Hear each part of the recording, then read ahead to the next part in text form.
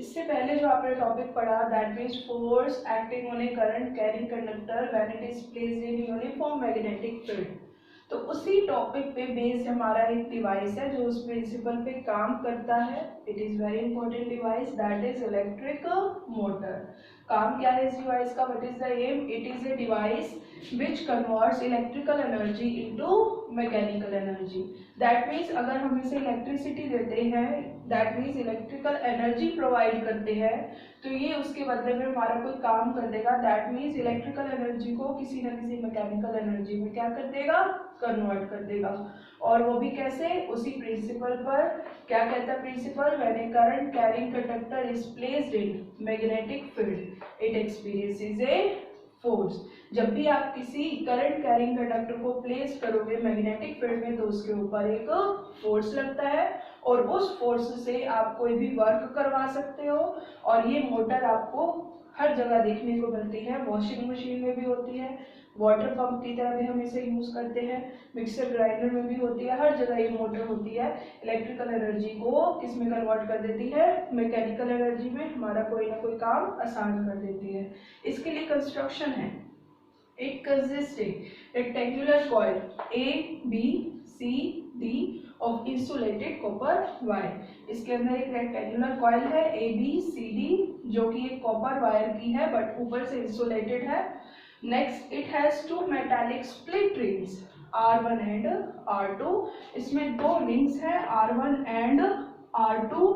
Split rings means half rings बोल सकते हो, आधे आधे है ये दोनों rings. It has two carbon brushes B1 and B2 which slides over the rings। और दो ब्रशेस है B1 और B2 जो इन रिंग्स के ऊपर स्लाइड हो सकते हैं, मीन्स मोशन नहीं करेंगे, वो मूव नहीं करेंगे, सिर्फ उसके ऊपर स्लाइड हो सकते हैं। An external source of current such as battery. एक आपको सोर्स ऑफ करंट चाहिए या फिर आप उसको सिंपल फॉर्म में क्या बोल सकते हो? बैटरी। ठीक है, तो ये चार चीजें हमें चाहिए। अब इसके बाद इसकी वर्किंग को समझने के लिए जैसे मैंने यहाँ पर एक नोटबुक ली और नोटबुक को मैंने यहाँ पर ये दो क्लेचर लगा दिए जो मेरे पास अवेलेबल थे। तो आप इन्हें ऐसे समझिए, ये है रिंग R1 ब्लैक वाला और ये है रिंग R2। इस रिंग R1 के पीछे कहीं एक ब्रश लगा हुआ है और ब्रश और रिंग के बीच में एक वायर जा रही है। ठीक है, ऐसे ये रिंग R2 है, इसके पीछे एक ब्रश होगा और उन दोनों के बिल्कुल बीच में बिल्कुल कांटेक्ट है तीनों का और उनके बीच में एक वायर है जैसे आपको यहाँ दिख रही है। ये ब्रश B1 रिंग R1 और इन दोनों के बिल्कुल बीच में एक वायर जा रही है। ऐसे ही ब्रश B2 रिंग R2 और उनके बीच में एक वायर जा रही है। वायर से फिर हमने इस रेक्टेंगुलर कॉइल को क्या किया हुआ है? कनेक्ट किया हुआ है। और पीछे से फिर जो ब्रशेस है, दोनों ब्रशेस B1 और B2 के साथ हमने एक बैटरी कनेक्ट की है और उसके साथ एक स्विच है। तो ये आपको कंस्ट्रक्शन होगी और साथ में दो पोल्स मींस मैग्नेटिक फील्ड की डायरेक्शन दिखा रहे हैं जो कि नॉर्थ से साउथ ऐसे होगी। ठीक है, तो मैग्नेटिक फील्ड हो गया, करंट हो गया और आप क्या देखेंगे यहाँ पर फोर्स लग रहा है और उस फोर्स से ये एक्सेल क्या होगा? रोटेट। हमने इसको सेंटर से रेक्टेंगुलर कॉइल को फिक्स किया हुआ है और उसके साथ कोई भी एक एक्सेल लगाया हुआ है। जैसे ही ये रोटेट होगा वैसे ही वो एक्सेल भी रोटेट होगा और हमारा कोई ना कोई काम हो जाएगा। तो इसकी वर्किंग मैंने बहुत शॉर्ट में राइट की है, बाकी तो इतना ठीक है बट इसको आप थोड़ा इलेबोरेट करके और राइट करना। अब वर्किंग समझने के लिए जैसे ये आपका रेक्टेंगुलर कॉइल है, ये A B C और D। अभी जैसे ही आपने इस बैटरी को ऑन किया, स्विच को ऑन किया, करंट फ्लो होना स्टार्ट हुआ। करंट गया यहाँ से यहाँ तक आएगा वापस positive to negative means B1 से B2 और अंदर से देखें तो R1 से R2 करंट अभी फ्लो हो रहा है। तो यहाँ से जैसे ही करंट ऊपर जा रहा है तो अकॉर्डिंग टू इस रेक्टेंगुलर कॉइल करंट की डायरेक्शन इस केस के लिए कैसी है? From A to B। तो करंट की डायरेक्शन है फ्रॉम A टू B। ये आपका A, ये B, ये करंट की डायरेक्शन है। और मैग्नेटिक फील्ड नॉर्थ से साउथ कैसे बनेगी डायरेक्शन? ये डायरेक्शन। तो हम सबसे पहले ले लेते हैं मैग्नेटिक फील्ड की डायरेक्शन। फोर फिंगर को ऐसे रखेंगे, ये हमारी मैग्नेटिक फील्ड की डायरेक्शन है। करंट कैसे जा रहा है? ऊपर की तरफ। तो हमने अपना हाथ मोड़ के ऐसे कर दिया। ये किसकी डायरेक्शन होगी? मिडिल फिंगर किसको रिप्रेजेंट कर रहा है? करंट की डायरेक्शन।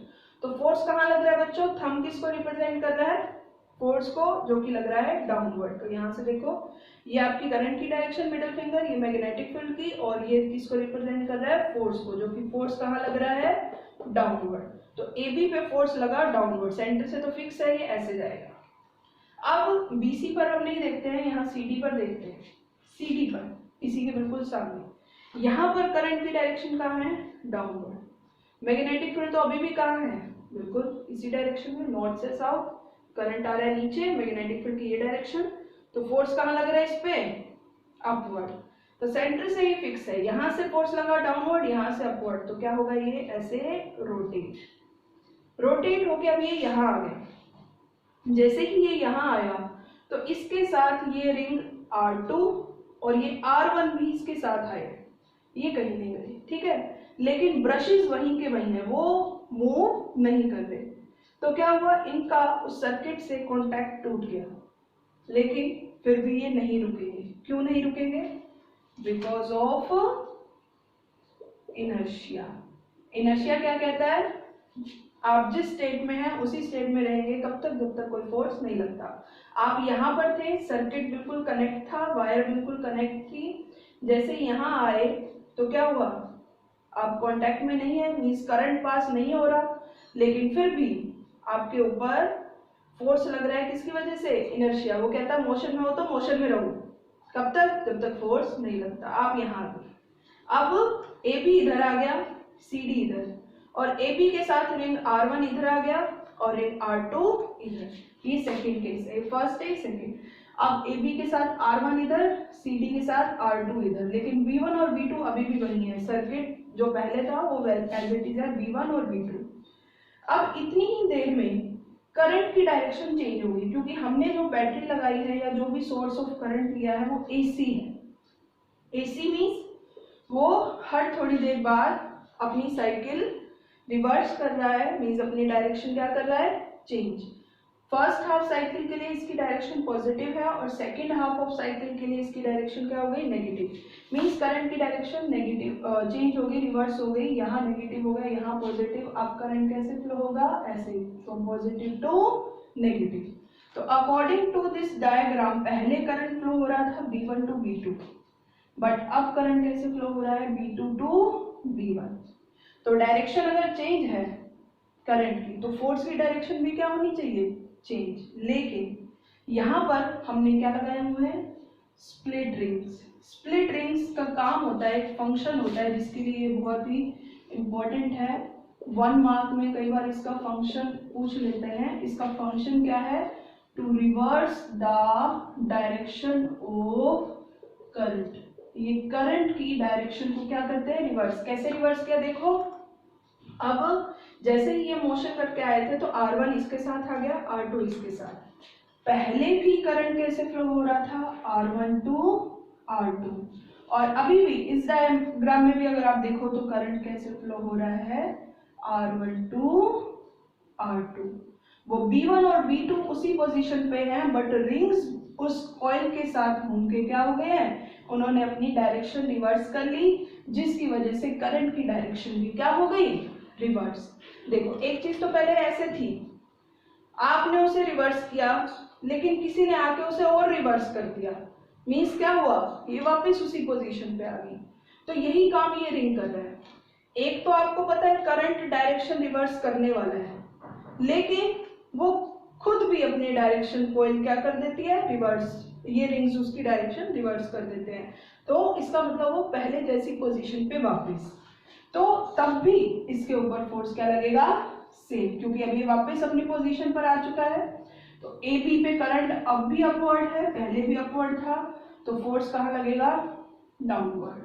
CD पे करंट अब कहाँ है, नीचे की तरफ, according to left hand rule, magnetic field इधर, तो फोर्स कहाँ लगेगा, अब अपवर्ड।